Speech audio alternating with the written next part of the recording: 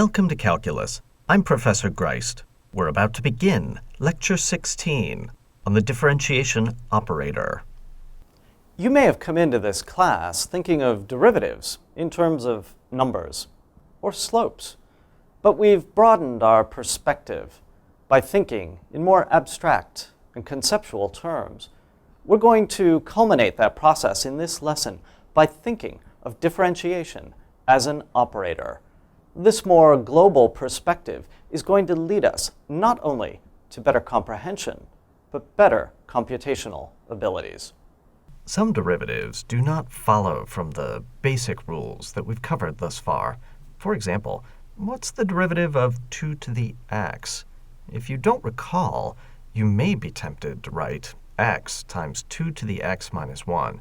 That would be a mistake. That is not the derivative. What about some other functions? Arcsine of x. Do you recall the derivative? That. What about x to the x? Or x to the x to the x? Or more complicated functions still. These can be differentiated, but we cannot use the basic rules that we've learned thus far. What we will use is the idea that differentiation is an operator and that it acts on equations as well as functions, and more importantly, it works well with other operators such as exponentiation or integration, taking a limit, or in particular, the differentiation operator works well with the natural logarithm operator. And that is the basis for that method known as logarithmic differentiation. Let's begin with a simple example. Compute the derivative of e to the x. Now, I know that you know what that derivative is, but let us compute this via logarithmic differentiation.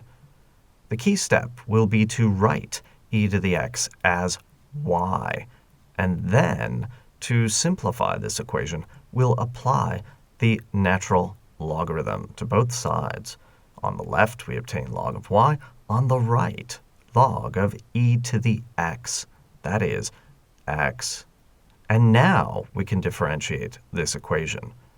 On the left, we'll obtain dy over y. On the right, we'll obtain dx. And by manipulating these differentials, we can easily compute dy dx to be y. That is e to the x. Now, this process is simple enough, but step back and think of what you're doing. What we're really doing is taking our initial equation and applying the natural logarithm operator and feeding the results of that into the differentiation operator. That is what allows us to compute this derivative. Now, you can compute other things similarly. For example, you could show that the derivative of a to the x, where a is a constant, is a to the x times log of a. That's a fun exercise. But there's more to logarithmic differentiation than just this. In fact, applying operators gives lots of examples of things that are not quite logarithmic differentiation, but follow a similar pattern. For example, let's look at the derivative of log of x. Now, we both know the answer to that, but let's apply a similar methodology. We'll let y be equal to log of x. And now, how do we simplify this? Well, we can apply the exponentiation operator and then apply the differentiation operator. So exponentiating this equation gives e to the y equals e to the log of x. That is x. Now, assuming that we know how to differentiate exponentials, we can apply the differentiation operator. And on the left, we'll obtain e to the y dy.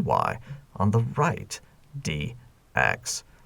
Manipulating differentials to solve gives 1 over x. as the derivative. And so we see that if you know the derivative of log, you can compute the derivative of the exponential. If you know the derivative of the exponential, you could likewise compute the derivative of the log.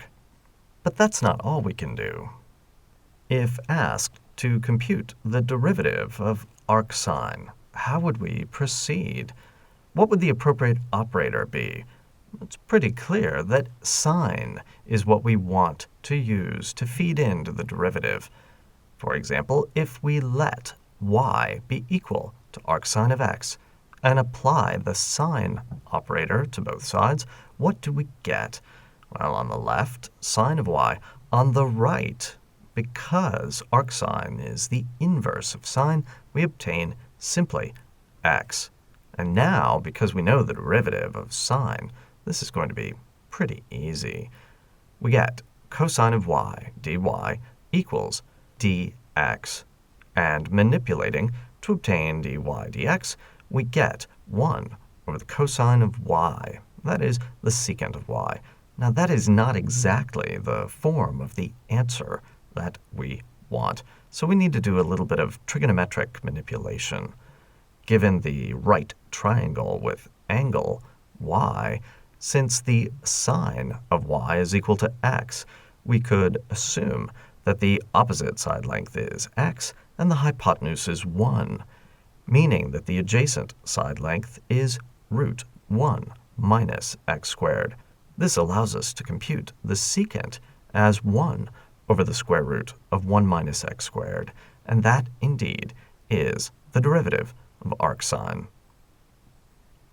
You can derive many other similar results using this same principle. You can compute the derivative of arccosine, of arctangent. You can even compute the derivatives of the inverses to the hyperbolic trig functions, arcsinch, arccosh, and arctanch. And it's not only derivatives that one can compute using these methods. Operators are very versatile and helpful across mathematics. Let's do an example involving a limit. Compute the limit as x goes to infinity of quantity 1 plus a over x to the x power. Here, a is a constant. And note the difficulty implicit here. X is going to infinity, so the term within the parentheses is going to 1, but you're raising this to higher and higher powers. You might be tempted to say that this limit is 1 to the infinity, which seems like it ought to be 1, but that is not applicable. Let's see what that limit is. We're going to, as before, let y be defined as quantity 1 plus a over x to the xth power. And before applying the limit operator, we're going to apply something else. In this case, the natural logarithm to pull down that exponent of x. On the left, we obtain log of y. On the right, using what we know about logarithms, we obtain x times the log of 1 plus a over x. Now we have something that we can work with. We're not differentiating. We are taking a limit. On the left is close to something we want to get, the limit of log of y. On the right, we have the limit as x goes to infinity of x times log of 1 plus a over x. Now, how is this helping us at all? Well, the logarithm is in the form log of 1 plus something that becomes very small as x goes to infinity. So we can use our Taylor expansion and rewrite that as a over x plus something in big O of 1 over x squared. That limit is going to be easy to compute. The leading order term is, in fact, a, and that is the limit, not of y, but of log of y. And so, exponentiating this equation and exchanging with the limit gives the limit as x goes to infinity of e to the log of y, that is y, is e to the a. And that is indeed what the limit of 1 plus a over x to the x is.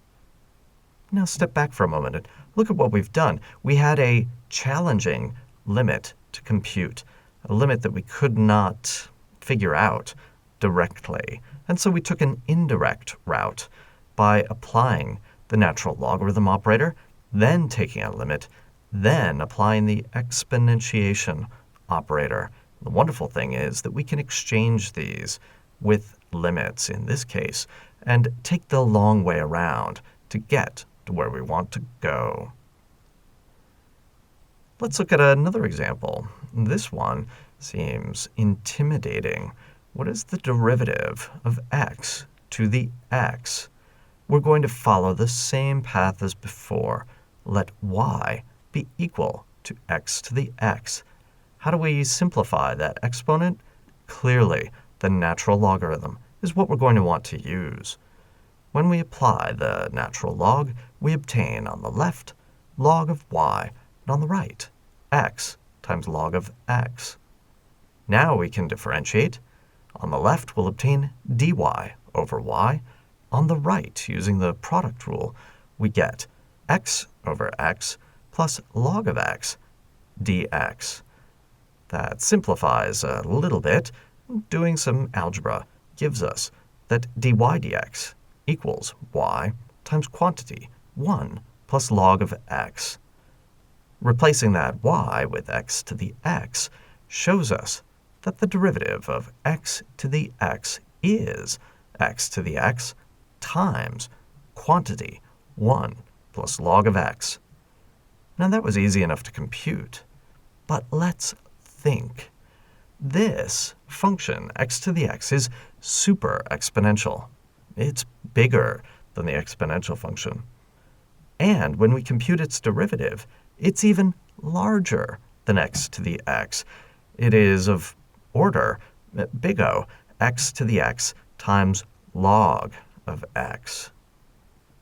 Now, if we think about what happens when we differentiate functions and look at their growth rates, if I take something that is super exponential in its growth rate and differentiate it, I'm losing control over the growth rate. The growth rate is potentially much larger, as we saw in the example of x to the x, going to something that was in big O of x to the x times log of x.